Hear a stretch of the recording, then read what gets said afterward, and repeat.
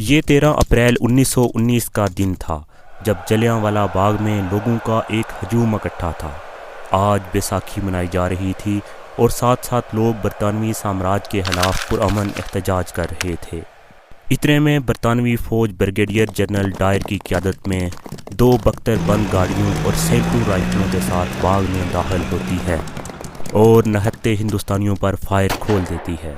بیساکھی کا یہ تہوار اچانک خاک و خون سے رنگی ایک داستان میں بدل جاتا ہے۔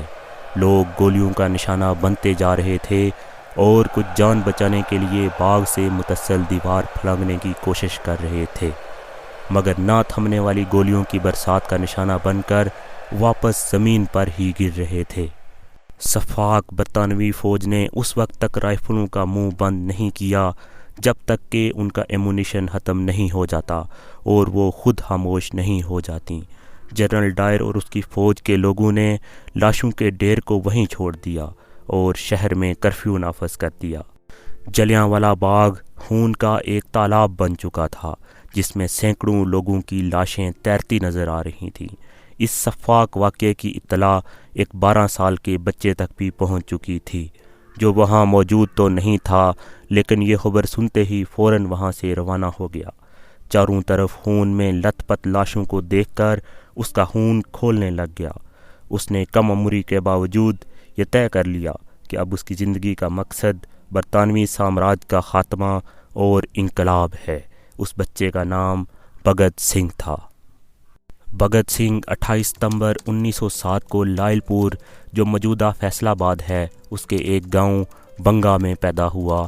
7 بہن بھائیوں میں اس کا دوسرا نمبر تھا۔ ابتدائی تعلیم گاؤں کے ایک سکول دیا آنند اینگلو ویدک سکول سے حاصل کی۔ اس کے بعد 1923 میں نیشنل کالج جوائن کر لیا۔ نیشنل کالج لالا لاجپت رائے نے قائم کیا تھا۔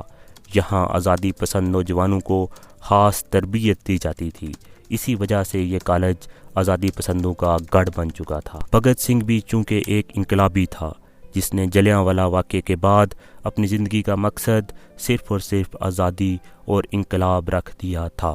اس نے کالج میں ہونے والے اسٹڈی سرکلز اور مکالموں میں بھرپور طریقے سے شرکت کی۔ اس کے انقلابی نظریات پروان چڑھنے لگ گئے۔ آزادی کے جذبے سے سرشار یہ نوجوان جلد ہی ابھر کر سامنے آتا ہے اور اپنی انقلابی شخصیت اور سرفروشی کے جذبے سے یہ ثابت کر دیتا ہے کہ اس میں برطانوی سامراج کے خلاف لڑنے کے لیے دماغ بھی ہے، جذبہ بھی ہے اور طاقت بھی ہے۔ جلد ہی وہ ہندوستان ریپبلک آرمی HRA کا ممبر بن جاتا ہے، جو رام پرساد بسمل کی ایک جماعت تھی۔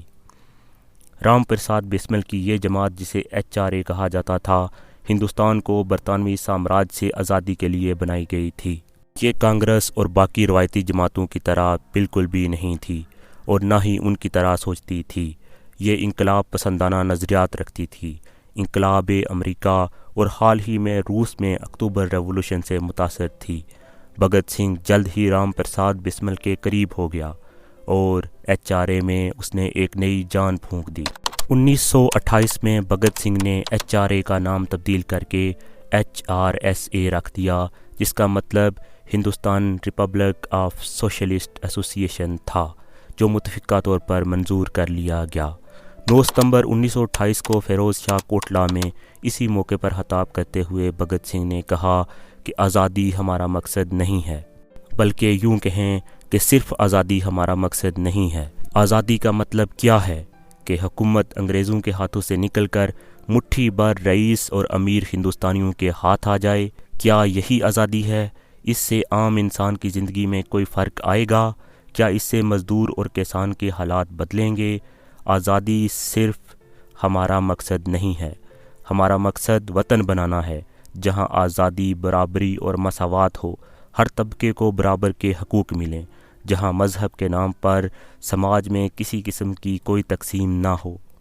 ہندوستان ایک کثیر القومی ملک ہے جہاں کئی زبانیں بولی جاتی ہیں، کئی قومیں آباد ہیں۔ اگر آج ہم آزادی کے مقصد کو نہیں سمجھیں گے تو کل ہندوستان آزاد تو ہوگا، لیکن وہ منتشر، بکھرا ہوا اور طرح طرح کے فرقہ وارانہ فسادات میں بٹا ہوا ہوگا۔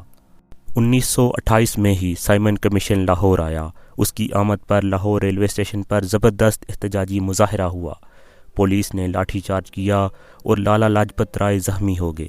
اس وقت لاہور کے SSP جیمز اسکاٹ تھے اور انقلاب پسندوں نے ان کو مارنے کا منصوبہ بنایا، لیکن ایک دن انقلابیوں نے ASP سانڈرس کو دفتر سے نکلتے ہوئے گولیوں کا نشانہ بنا دیا۔ شیو رام اور بھگت سنگھ نے ان کو گولی مار کر ہلاک کر دیا۔ اس سے پہلے انہیں اسمبلی ہال میں بم پھینکنے کے جرم میں عمر قید کی سزا سنائی گئی تھی، تاہم وہ جیل سے فرار تھے۔ آخر انہوں نے ساتھیوں کے لاکھ منع کرنے کے باوجود گرفتاری دینے کا فیصلہ کیا۔ انہوں نے یہ فیصلہ نہایت سوچ سمجھ کر کیا تھا، جس کے پیچھے ایک انتہائی اہم مقصد چھپا تھا، جو کہ نوجوانوں کے اندر بیداری پیدا کرنا تھا، تاکہ میڈیا انہیں کوریج دے اور وہ اپنے مقاصد اور اپنی جنگ کو عوام کی عدالت میں لا سکیں۔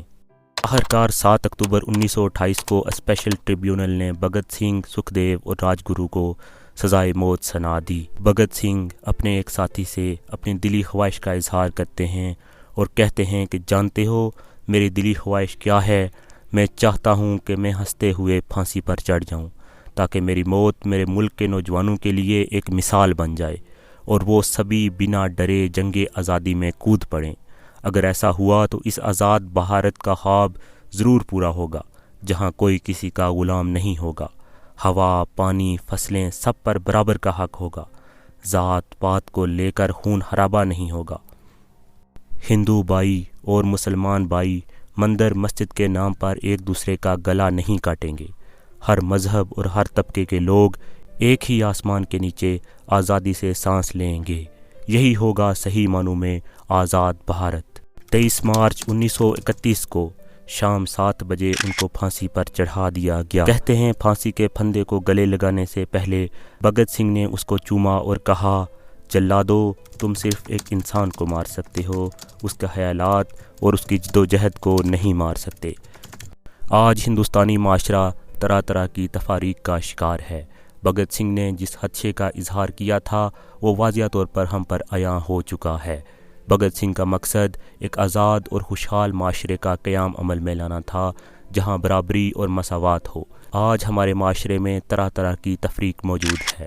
انگریزوں کی جگہ مقامی سرمایہ دار اور مقامی جاگیردار لوگ ہم پر مسلط ہیں۔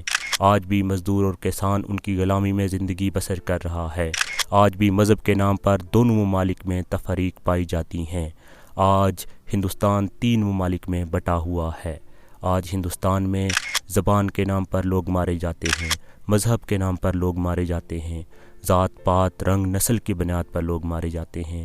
آج ہندوستان میں جاگیردار مزاروں کی صورت میں کسانوں کو غلام بناتے ہیں، جاگیردار اپنی نجی جیلوں میں لوگوں کو قید کر کے رکھتے ہیں۔ بھگت سنگھ کا یہ خدشہ آج بھی موجود ہے۔ بھگت سنگھ جس ڈر سے آزادی کا مطالبہ نہیں کرتا تھا اور جس خواب کے لیے لڑتا تھا وہ ابھی بھی ادھورا ہے۔ آج بھی بھگت سنگھ کی حقیقی آزادی ادھوری ہے۔ آج بھی اس کا خواب ایک تعبیر چاہتا ہے، ایک ایسی تعبیر جہاں آزاد، خود مختار اور مساوات پر مبنی معاشرہ ہو، جہاں سب لوگ مل جل کر برابری اور مساوات کی بنیاد پر زندگی گزاریں اور آگے بڑھ سکیں۔